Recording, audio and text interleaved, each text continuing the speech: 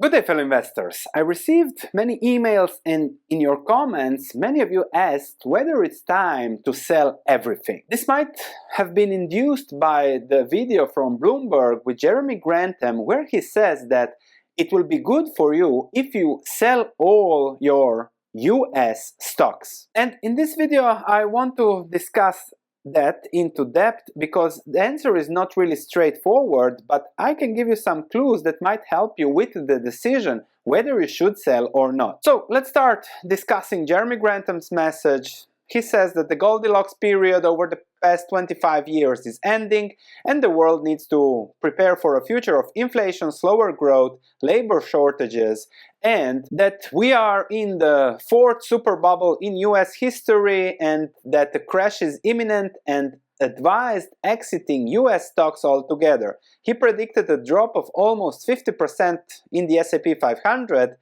and said no amount of the Federal Reserve intervention could prevent. Now, those are pretty heavy words, and usually investors are told that timing the market is more important than timing the market. And now Jeremy Grantham and many other investors are warning about this imminent big crash due to the super bubble popping. And if we look a little bit at history at what happened when the last bubble popped, we had a decline of about 50% in the S&P 500. Of course, then followed by another boom, another bust, and then followed by the mega boom of the Fed-induced zero interest rates mega bull market. However, if we look at the Japanese index, since the crash of 1989 followed, there has been a lot of ugly, and only now that the Japanese central bank is buying ETFs directly, only now the market has recovered but not yet reached the peak of 1989. And of course, in Japan, those who sold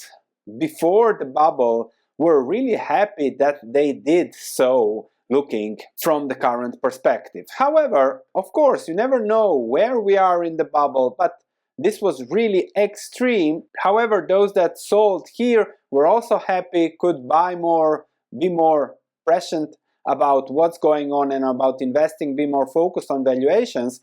And of course, those who sold here are now not happy that they sold. Also, if we look at Grantham's performance over the last 5 years, great performance by the S&P 500, Grantham always worried about the risks, he has underperformed the market. But he says that that's normal if you sell and the market keeps going up in exuberance, then of course you are exchanging short-term pain for longer-term inevitable gains. And here, of course, we have to put this into a personal situation. Grantham says that few of us, of you, will have the guts, the stomach to keep your stocks and keep investing over 30, 40, 50 years, which might be the time needed for stocks to recover. If we look at the Dow Jones index from the last bubble, 1929, it took it more than 25 years to recover from an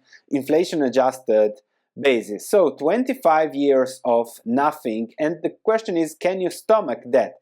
Because there was a boom then, okay, in the 60s, but then again, it took the market more than 25 years to recover again back to the inflation-adjusted levels. Or you can say that inflation-adjusted the market didn't do much from when the bubble popped in 1929 till the 1990s. And only since the 1990s the market did really well, with again a big pause here from 1999 till 2014-15, depending if you're watching nominal or real returns. And this is something you really have to put into a personal situation. Where are you now financially? What can you expect from an index fund, from US stocks? We'll discuss that in a moment. And then from that value, the risk and reward of your financial long-term outlook, and then make the decision whether you prefer selling, or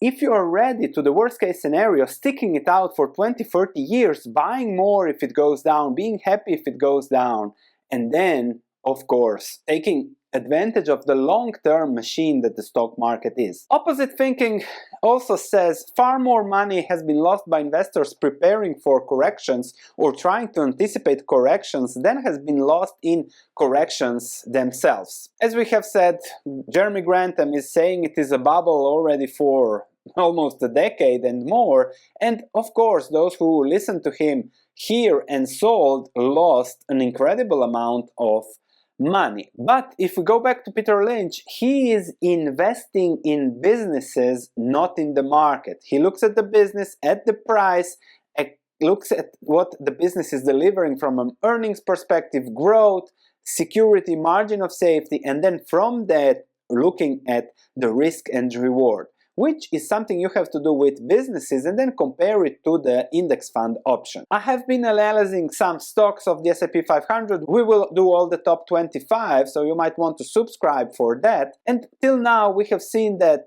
Apple, Amazon might be large, let's say overvalued. Tesla, I'll do a video this week, then it is crazy overvalued. Google, it is borderline value, but let's say markets, we can say that are frothy. And what is the outlook there? If we look at valuations of the markets, if we look at the average, okay, what am I paying, what am I getting, what are businesses producing for me, you can see that only the dot-com bubble had more expensive stocks. Of course, we are now at a higher level than 1929, and we have seen how bad it looked since 1929. This is the cyclically adjusted price-earnings ratio that takes into account 10 years of earnings, so adjusts for cycles, etc.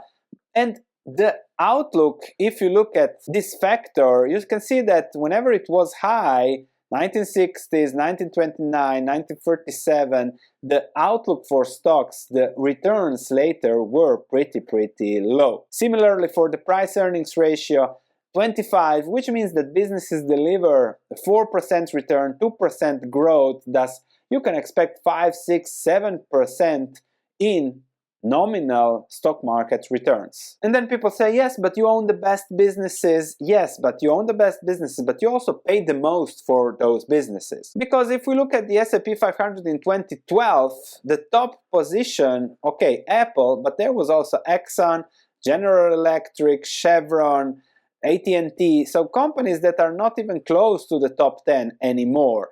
And this is also something that might happen to the current situation. If we go back in time, 2000, General Electric was the largest, the biggest company. Now it's not even close. Citigroup went bankrupt. AIG went bankrupt. So a lot of companies that didn't do really well. Cisco, that was, let's say, promising a lot, like the Tesla of now, you can see that the stock price didn't go anywhere since the dot-com bubble. So yes, it was promising, it should have taken over the world.